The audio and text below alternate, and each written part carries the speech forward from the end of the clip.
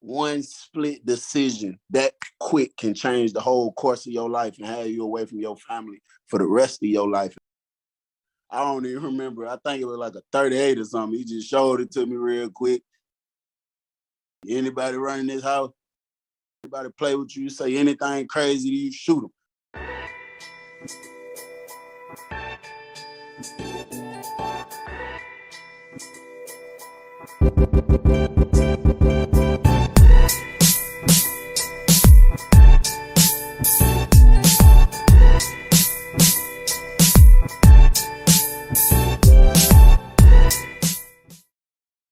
Appreciate you for having me. Hey, well, we're glad to have you here. We wanted to start off just by, if you could just introduce yourself and tell us, a little bit of where you're from. My name Bill. I'm 28 years old. I'm from Detroit, Michigan. And growing up in Detroit, how many people were living in your household, Bill? It was probably like a good 7 at all times. Oh, wow. So it was a packed house then. What was your youth like back in Detroit?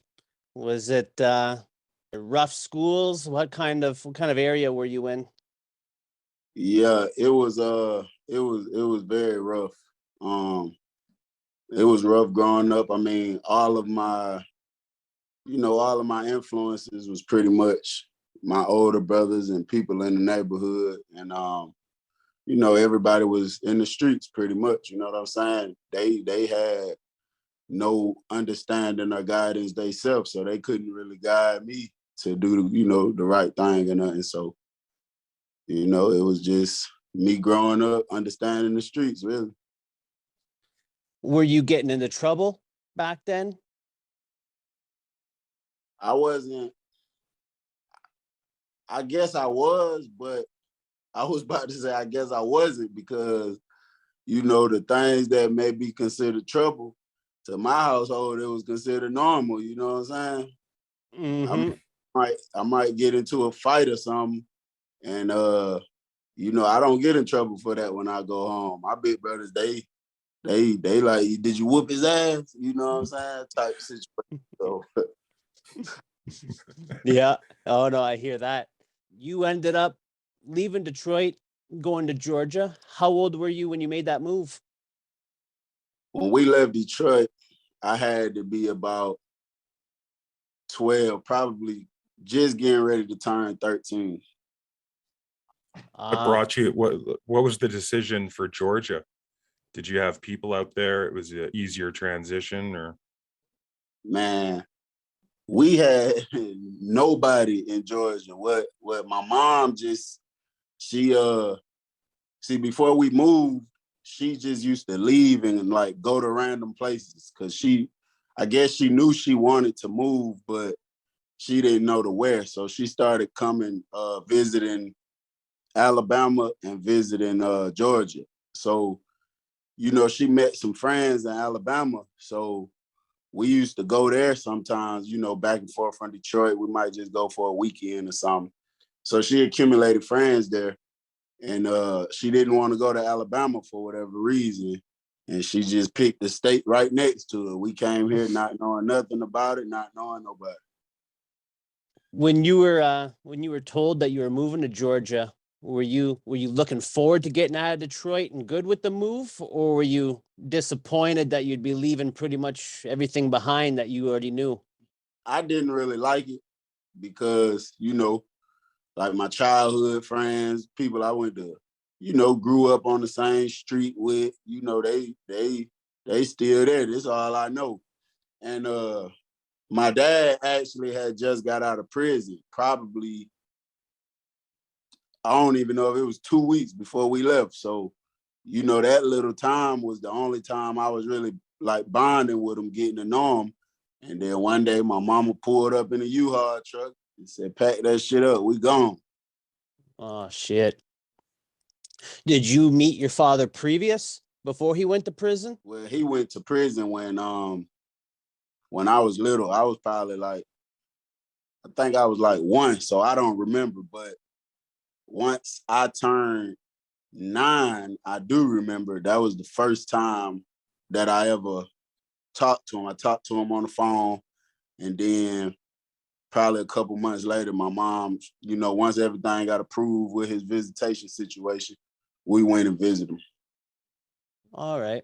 You get to Georgia and you're 12 or 13. What's life like in Georgia?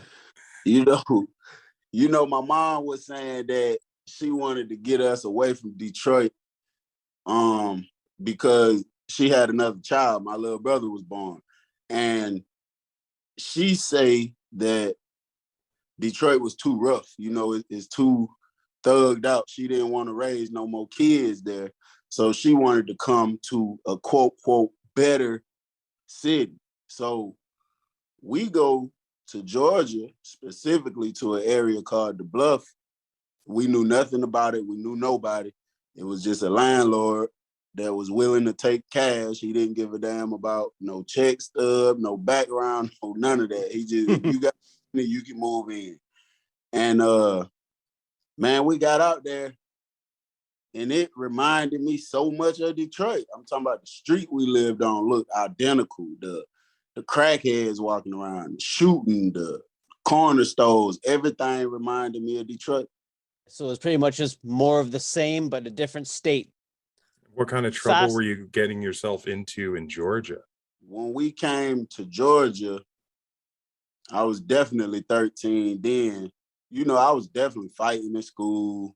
Me and my brothers jumping people in school, jumping people in the streets. And that actually that same year is when I got my first pistol. And I just became a robbery maniac.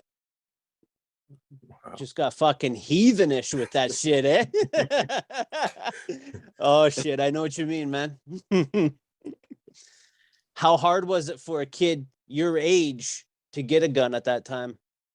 Well, the area that we lived in, it was relatively easy, but I didn't go nowhere looking for it. Actually, it came to me. My big brother had a situation going on with some people. They had some beef going on, and he was getting ready to leave the house. I was in there playing the game, and he brought it to me. He just showed it to me real quick.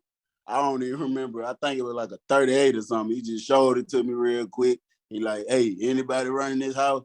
Anybody, you go outside, anybody play with you, say anything crazy, you shoot them. Look, he gave me like a 20-second tutorial. He said, this how you hold it, this how you aim it, you pull the trigger, that's how you shoot it. I got to go. And he gave it to me and left out the house. Oh, fuck.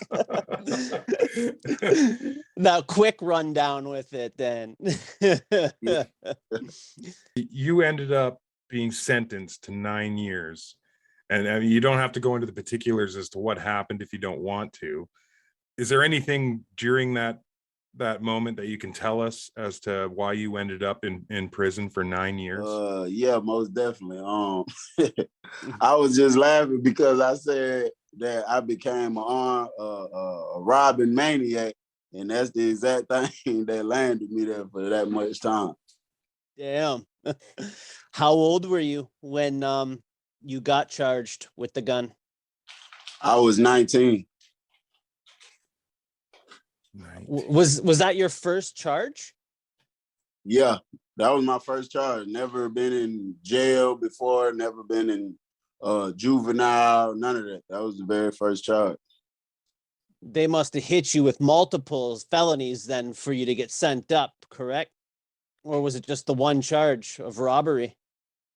Yeah, I definitely had a lot of felonies at first. After you're sentenced to 9 years, what's your initial thought when you hear a judge lay down a sentence like that for your first ever time being charged? What was going through your mind when you heard that sentence? First thing was going through my mind, man, for real, was my little brothers. I was thinking about them, and I was thinking about my mama because, pretty much all of us grew up without a father figure in the picture, whether due to prison or due to, they just don't want to be there. So I really was like my mom's help. I used to really help her a lot with my little brothers. I think one was 9 and one was 6. So when I got the time, that's the only thing I was thinking about. I was just like, damn, man. Cause my other brothers, they really pretty much still in the streets at this time. So I'm like, damn, I don't want them to, you know what I'm saying, get caught up in that. But like I used to hide that type of life from them. You know what I'm saying? When I come around them, it's just games. We finna play, we finna joke, wrestle, but my other brothers, they just like wide open with it. They don't give a damn.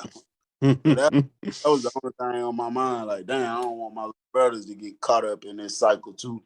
Do you think that you might have took on a bit of a father figure role to your little brothers then? Look, I know that for a fact. I mean, parent teacher meetings, I used to do all that. I used to take them places, bombs. Like when I used to come in the house, the excitement used to be so real. When I open the door and they see who it is, they just go to screaming, Bill. They all go to running up to me. Oh yeah, they love you for sure then, huh? Yeah. What kind of support did you have when you were on the inside for keeping in touch with your brothers, your family? Did you have access and were you able to see them as much as you were able to over that 9 years? Far as support, I had a pretty great support system. My mom, my brothers, of course, and one of my homeboys go by the name of DC. And it's so crazy because when I was out on the streets, we was cool, but we wasn't as tight as we grew over the time, by him riding with me and showing me that he fucked with me. And like visitation, my mom came out of that whole time. I think I probably seen her about 5 times. But after the first 2 times, her and one of my little brothers, they just bust out crying so bad that I told her for years, like, don't come. I actually went to the counselor's office and took her and all my little brothers' names off my visitation because that shit hurt me every time I see them. And when it's time to go, they bust out crying. And I know I got to go back in here. So I took them off for years, man. And probably around like 2017, 18, I just went ahead and put them back on. And my dad, once he got his probation situation cleared up, he came through a few times. Yeah, it must have been real hard for your mom and your little brothers looking up to you and having to come visit you under such circumstances. You were probably like a hero to them, and you ain't there to help guide them through that time. It must have been hard on every one of your family members. Yeah, most definitely. So what was your first day like? Your first day that you're in prison. Can you walk us through?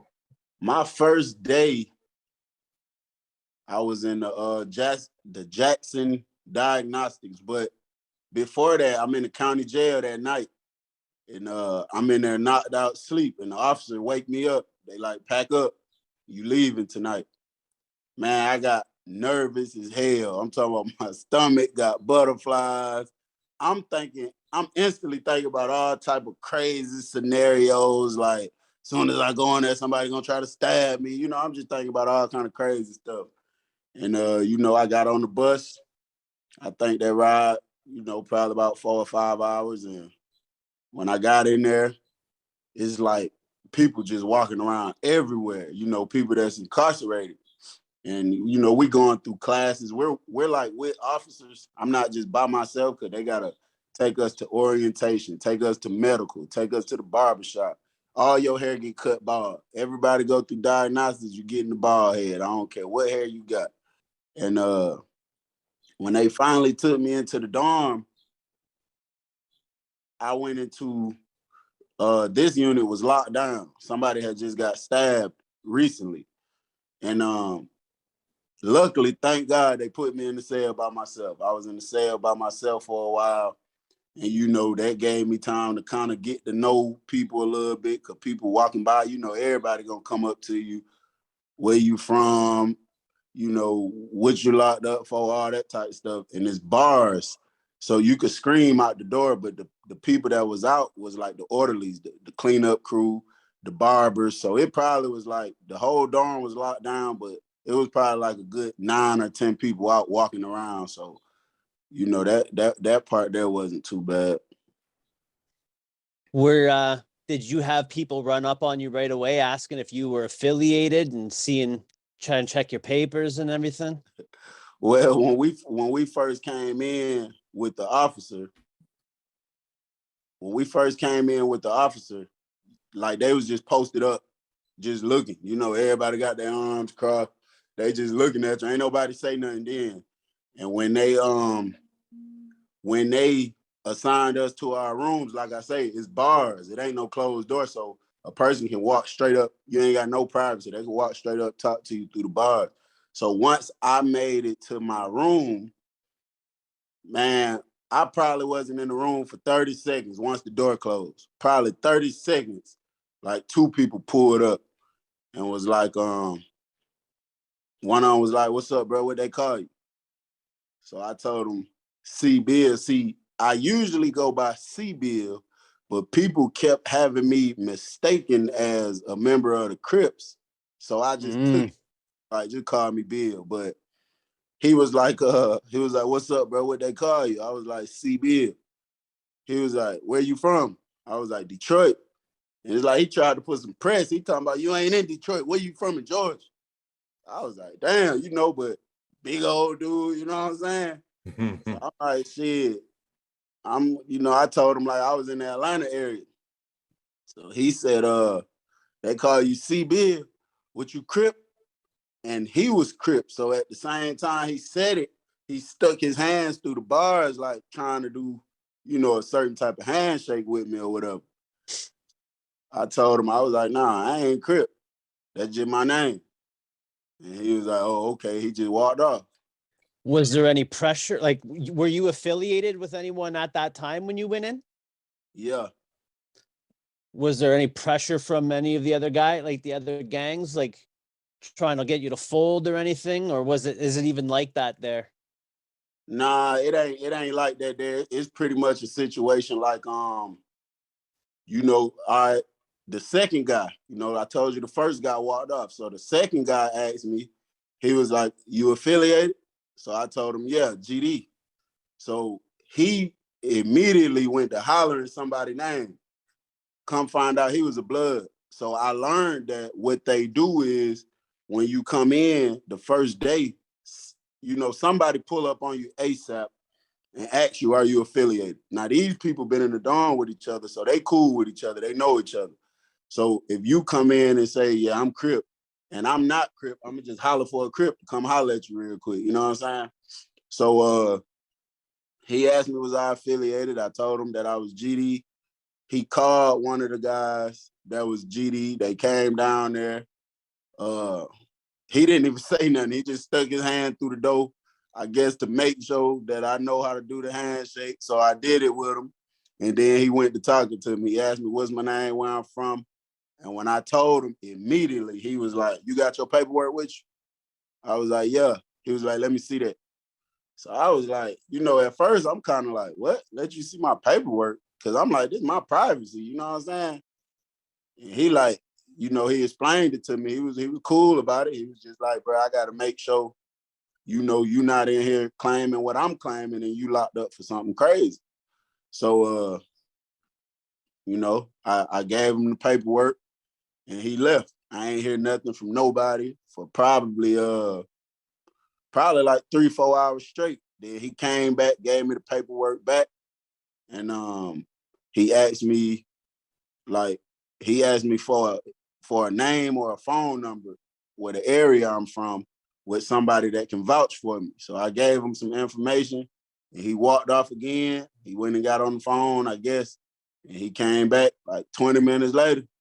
And he was like, "You good, bro?" And then he just started kicking it with me, talking to me. Are you constantly on edge? Like, is there ever a day in prison that goes by at the end of it, you're like, all right, that was an okay day? Like I didn't get, didn't get attacked and, none of this shit happened. Like I was most definitely on edge every single day, but at the end of the night, I used to feel that way every day. Like, you know what? This was all right.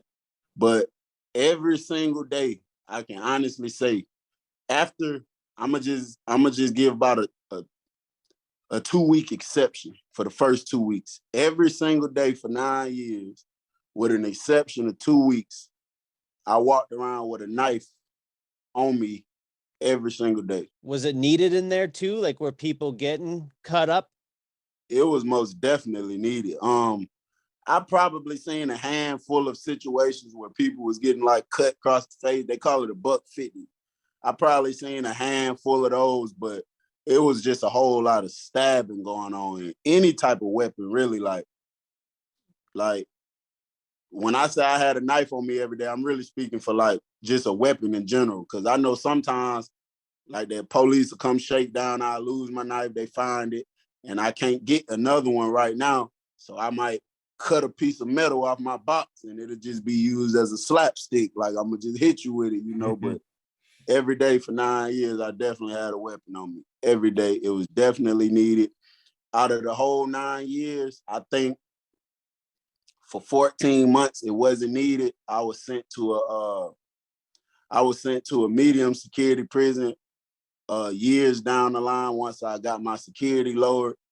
And it was sweet, man. It was so sweet. I'm talking about 14 months. I didn't see not one stabbing or none of that, but I kept getting caught with cigarettes, weed, and cell phones. So they raised my security and sent me back to the high security prison. So out of that whole bid, probably 14 months, I was kind of chilling. Every time you got caught with a knife, would they add on to your sentence as well? No, they don't, you know, I know some other states probably different, but in Georgia, they don't do that. What they'll do, it just depends on the staff, how they feeling, but they don't give you extra time. They may take you to the hole. They may just write you up. And to be honest, sometimes they may just take it and be like, you need to leave them damn knives alone. And they might not even write it up or nothing like that. You know what I'm saying? But I think what had them so fed up with me is because the type of prison I was at, like I told you, it was sweet.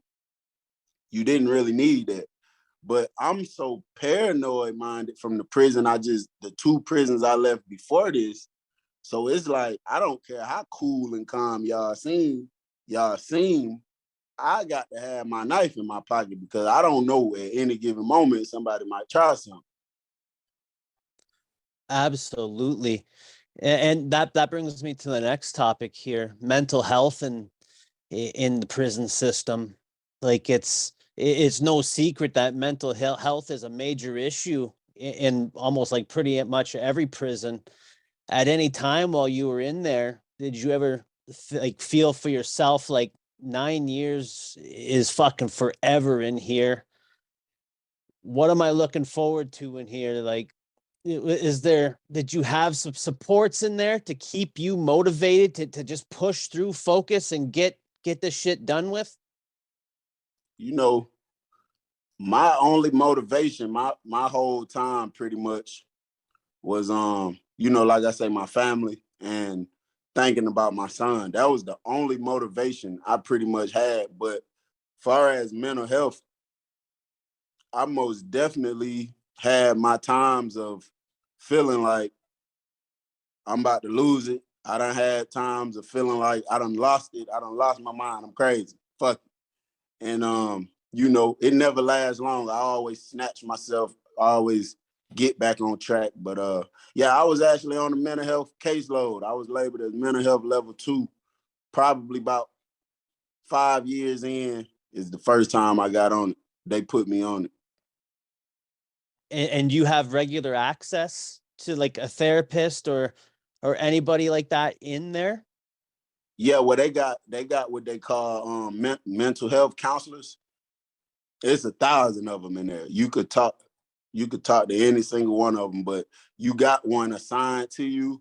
But usually, anytime you tell the officer, like any given time, I need to talk to my mental health counselor, they'll get on the phone right then and there and call. Hey, he said he needed to talk to you. He going through something.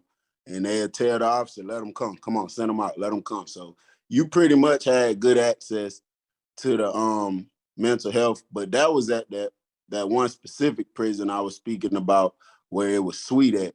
But I went to another prison on mental health that wasn't so sweet, and those counselors didn't give a fuck about you. Oh yeah. Yeah, because I heard in some states that you maybe get one 45-minute meeting every week or every other week to speak to a mental health counselor.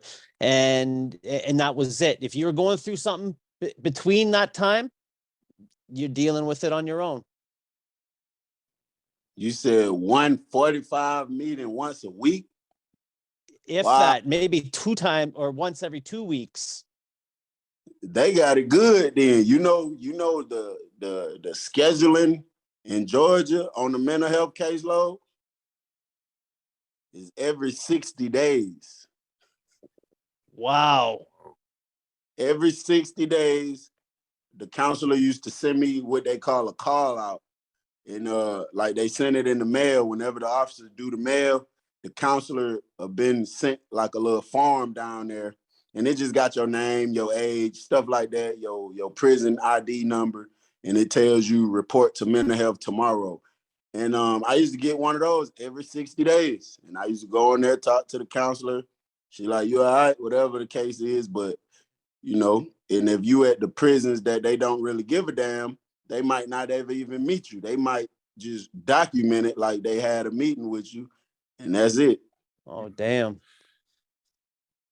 I'm sure most people who have a release date, they tell themselves things are going to change once I get out of here. Like, do you remember the day that you looked at yourself in the mirror and you really thought about the situation you were in, what's going on, and you said to yourself, I have to change the way I'm living once I get out of here? Do you remember that moment? Yeah, most definitely. I was actually in the county jail when I had that moment, man. I think I was locked up for about 8 months. And I just went to reflecting on my life so much. See, you know, I grew up rough, but I've always had common sense. I've always knew better. You know what I'm saying? So, like, I was doing so much wrong, and I have always believed, you know, throughout my life that there is a God of this world. So I used to think like, damn, I keep doing so much wrong. I know it's gonna come back on me some type of way. And you know, after doing so much, at one point I just wanted to get away from everybody. I wanted to get away. Man, I so-called myself trying to change my life, moved away, went to another little school. And then when I graduated and came back, I just got caught back up in it. So I was in the county jail and I was thinking about it. I said, damn, I went and changed my life, man. I went and tried to do the right thing and came right back around these same people and got caught up in some bullshit. So how did you, after being released after 9 years, not fall back into those patterns where most people, like, I have nowhere to go, so you end up gravitating back to the people that you know, and coincidentally the people that are probably involved in you getting in trouble? You know, what was that first step when you're released? Where were you going to go? Well, when I seeing that I was maxing out, you know, which means I'm doing all of my time. I'm not paroling out. I pretty much could have went wherever I wanted to go. I didn't have a specific, well, he got to be over there. It was like, long as I get them folks an address, it don't matter. So I just knew, you know, just thinking about the same thing, really, my son and my 2 little brothers. I'm just thinking like, I was telling myself over and over, sometimes all day, you cannot get out and fuck up no matter what. I don't care what happened, how hard it get. You cannot risk your freedom again, no matter what. And I got out. My brothers came and picked me up, my 2 brothers. And they so shot out and crazy, don't give a damn. When I when I walk out the front door, I smell the weed. And he's right. He's literally parked in front of the little gate. I actually got a video of it on my TikTok. He's in front of the gate there's two officers right there, and they just sitting in the car, all the windows rolled down, they smoking weed. I'm surprised the officers ain't say nothing. They just didn't give a damn. So, when I got in the car, he telling me like, yeah, I bought you some clothes. You can come to my house. This is my big brother. I love him, but I looked over at him while he was driving, and I was like, shit, I ain't trying to come to your house because I know I'm bound to go to jail at your house. And my dad was telling me to come with him, but he's in Detroit.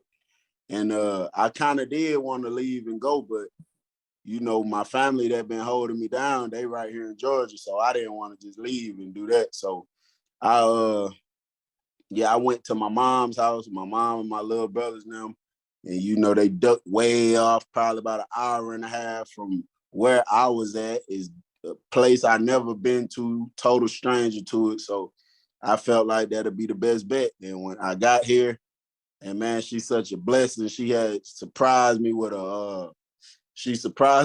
a little truck. She had bought me a car already while I was in there. And opened, pretty much welcomed me in her house and told me as long as I needed to stay. When someone's released from prison after being in for so long, no doubt you've seen shit in there that you're never going to forget. And same with millions of other inmates that were in there.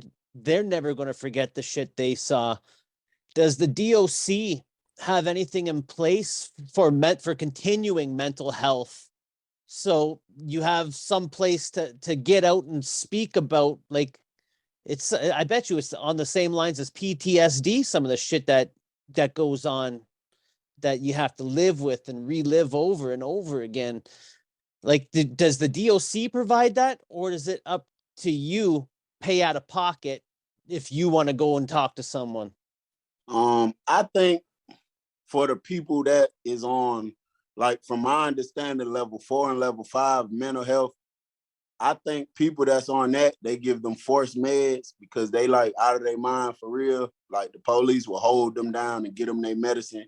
They can't be around regular population. They're secluded at all times. I think for people like that, they got something lined up immediately because these people really has like serious problems, like people, you know what I'm saying? But for people who's like level 2 that may just suffer from depression or PTSD or something like that, they don't got nothing lined up.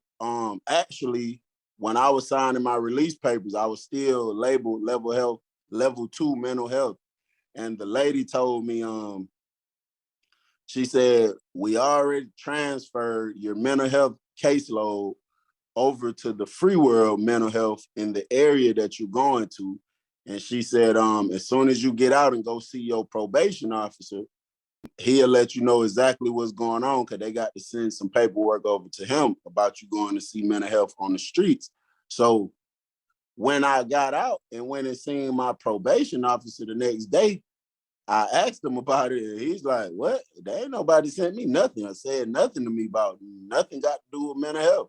And that's when I knew there was some bullshit. They ain't did none of that. It's been literally what, like 36 days that you've been released for then, right? Is it, you said like at the end of May? I got released on May 25th. Today is July 1st. So it's been about 30 something days. Yeah. And you're not messing around either. You get out and you got a YouTube channel. You're helping out kids. Like, you wasted no time. Yeah, absolutely. You know what's funny about that? I actually made the YouTube probably a month. Nah, I'm gonna say probably about a week or two before I got out. I was on TikTok, like trying to be a comedian, just telling jokes.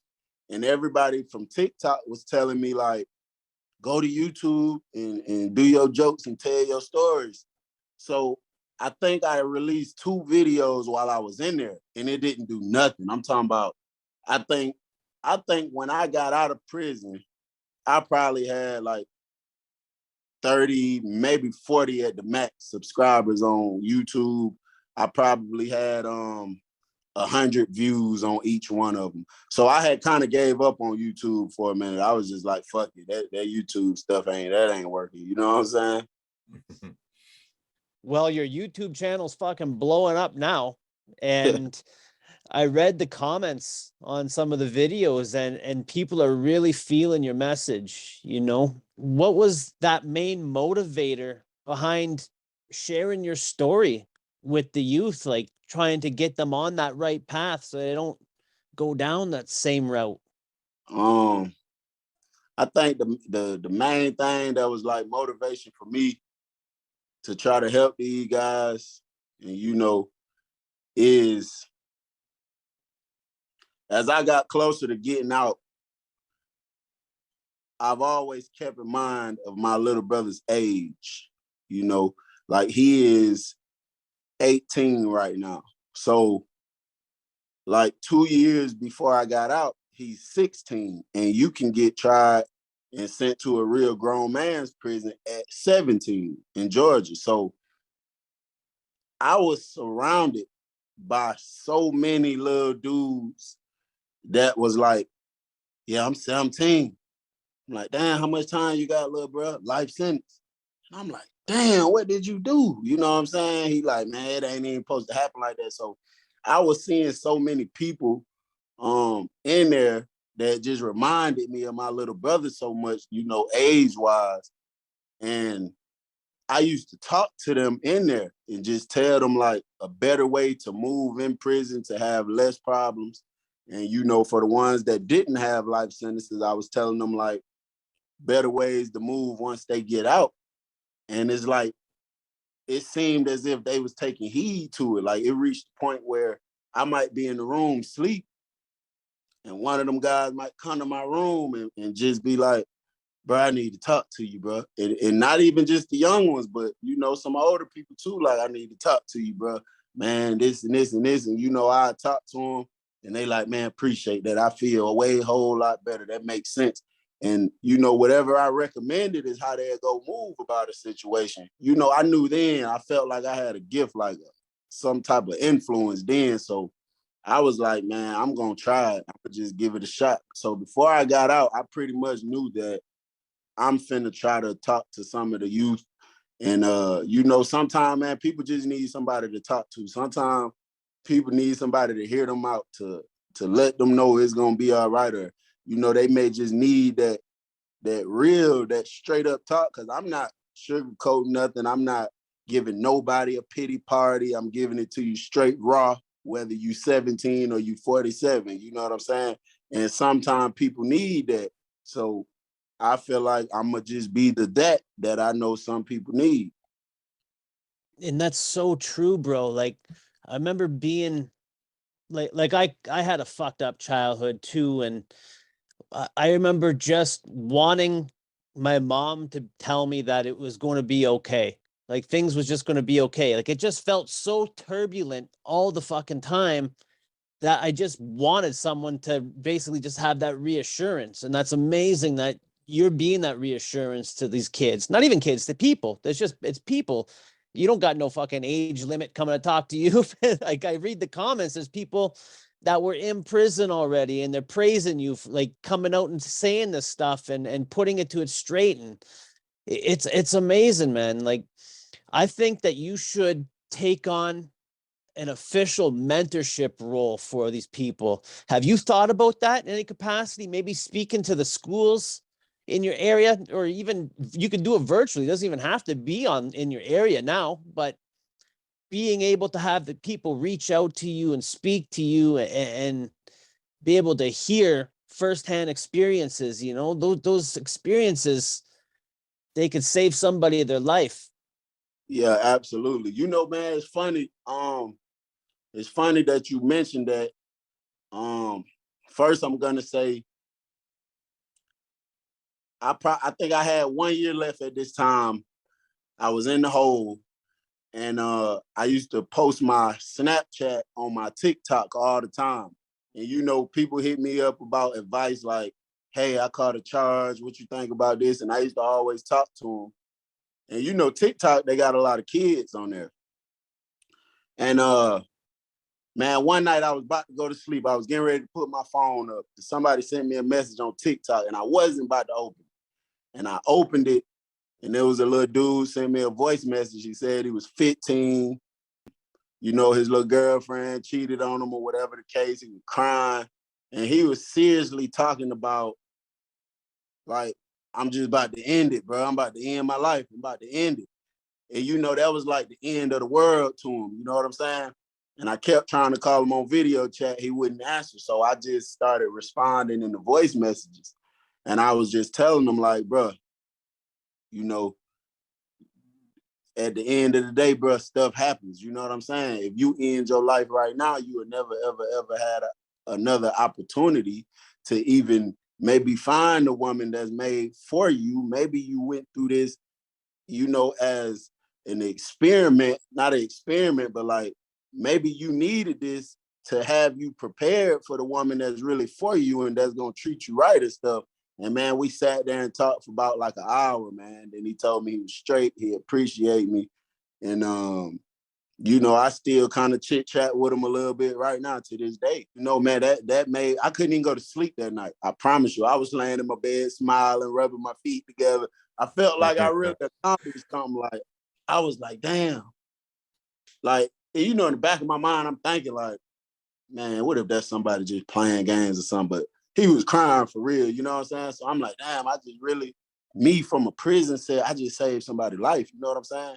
It's funny that you asked me about speaking or whatever, because this morning, I woke up this morning, man. I don't know where I got this ambition from today, because I had always been thinking about motivational speaking, but today I just had some extra energy, man. And I got on my phone. I went down in the basement where it's quiet at, and I literally went to calling first. I called boards of education in Atlanta. I called in Montgomery, Alabama. I called in Detroit. I think I called one in South and North Carolina. And I'm trying to speak to the big dog over the school system, whoever it is, principal, whatever. You know, I was just telling them pretty much what I've been through, and that I wanted to come to the middles and high schools and speak to the students. I think that they will relate to me better, because like how I'm talking right now, how I'm trying to, you know, be careful with my words and make sure I articulate it the right way. When I'm talking to them, I'm not talking like that. I'm talking to them the same way they talk in the streets, how they use their slang. I'm talking the same way.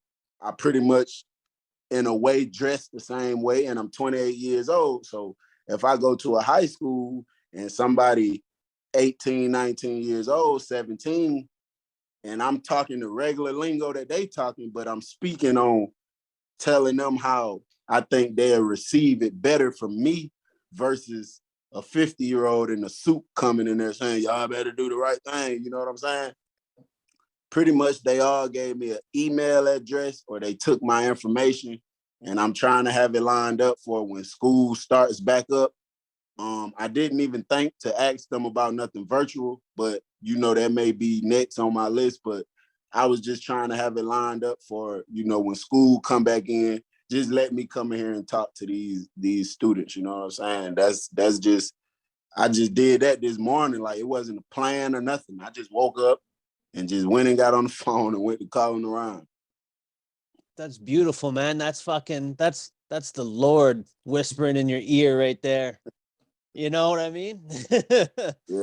No, that's your calling, man. You got this way with words, and how on your videos it just flows out of you. It's like you're just rapping the song out, and it's just perfect from beginning to the end. It's captivating. You got a gift. Yeah, you got a gift for damn sure. When it comes to helping and guiding other people, are you thinking ahead of yourself for like in the next year, maybe few years, or is it just one day at a time here? Like do you have a master plan of where you want to see yourself in the next couple of years, or is it just, like I said, one day at a time right now? As of right now, I mean, I know that in the future, I want to be an entrepreneur. I want to be very successful. But one thing I learned about myself in writing, I used to write a lot in prison too. And I used to buy a lot of books on learning how to write books, like novels. And over the years, you know, whenever I feel myself getting stuck or whatever, people used to always tell me like, man, you got to plan your stories out. Why is you just going off the top of the head? Plan your stories out. So I had bought a book, and I learned that it's two type of writers. You got one called a planner, and you got one called a pantser. And the planner sits there and he plan everything out. He know what the next 20 chapters gonna be. But the pantser, his ideas just flow so vividly that he don't like the planning process. And I kind of feel like that's my life outside of writing. You know what I'm saying? Because like even when hustling and stuff, I might say, okay, I might got me a small something to sell. And I know I eventually want to have a big something to sell. But instead of sitting here like, okay, I'm gonna do this much, that I don't even do that. I just let it go how it go. And then next thing you know, I got what I wanted. Yeah, man, that's a gift. That's definitely a gift. And Oh, go ahead, Mark. oh, I was just going to say, we've kept you on here for an hour, but before we close out, we just wanted to ask if you could go back and give your younger self just one piece of advice, what would it be besides not robbing people? If I could give my younger self one piece of advice, what would it be? I probably would have told myself something like, you know, no matter what you're going through and no matter what you go through, you know, as long as you, even if you can't see it, as long as you just trust the process and understand that you got to go through it, that at the end of the tunnel, it's gonna be all right. I probably would have told, if I would have told myself that, I probably would have stressed way less.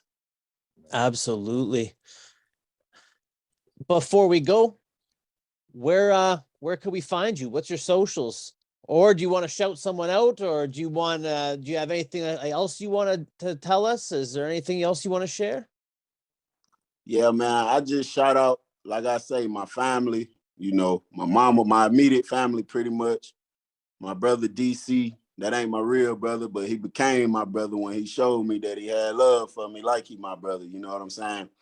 And you know, man, to anybody, especially, you know, the work I'm trying to do is pretty much for anybody, but I feel like I'm mainly targeting teens and early adults because, you know, when you're in that age, if you don't have the right guidance, I feel like you are prone to fuck up your life far quicker than a 30-year-old that has 10 or 15 years of experience of life on you. You know what I'm saying? So that's my specific target area. But man, anybody listening, you know, you young, you got family members that may be in that age bracket that's, you know, doing things in life or whatever. Just like I said, man, no matter how hard it get, no matter what you go through, a lot of things that we do out of anger or out of thinking, you know, we need to do this to gain this, most of the time is not worth it. And if you just take that, just trust that from a person that did something that wasn't worth it and spent the last almost decade years of his life in high security prisons. You know, you just take that from me and trust when I say it is not worth it, man. You know what I'm saying? I promise you, you will regret it. You know, my socials, Instagram is the real Bill one. It's DA real Bill with the number one. My TikTok is the Bill G, and my YouTube is Bill Feezzyy, Feezzzy. Awesome, Bill. Thank you so much for coming on tonight, bro. Absolutely, bro. Absolute pleasure, and I can't wait to keep following what you're up to on all your socials. Yeah, most definitely. Hopefully, man. Hopefully next time you see me on social, you catch me at a school or something at the auditorium talking to these kids and see what type of feedback we get. And I'm mainly targeting the rougher areas, the rougher schools where you know they fighting. There's some maybe gun violence going on. I'm targeting those type of people because man, they don't really know what the end of the road looks like if you don't change up. You know what I'm saying? Like the older people used to always tell us, you're gonna end up dead or in jail. You know, we used to be like, man, watch out. Ain't nobody about to end up dead or in jail, but that is literally the only outcome. But I'm just gonna deliver it a different way than saying you're gonna end up dead or in jail. Nah, I'm gonna talk to them and just, you know, get them real experiences, real situations, and you know, hopefully they do it. I'll be waiting for the book, buddy. Absolutely. We're gonna have you on again, Bill, because you got so many stories, my bro. Like we just had to get the audience a primer tonight of you and a bit of your story and where you're going with it. So we want you to come back on at another time and we'll get fucking deep into some shit. Absolutely. Dude. Awesome. Thank you so much for coming on, bro. This is the Broken Home Podcast. I hope you all have a great week, and we'll talk to you all next time. All right, y'all have a good one.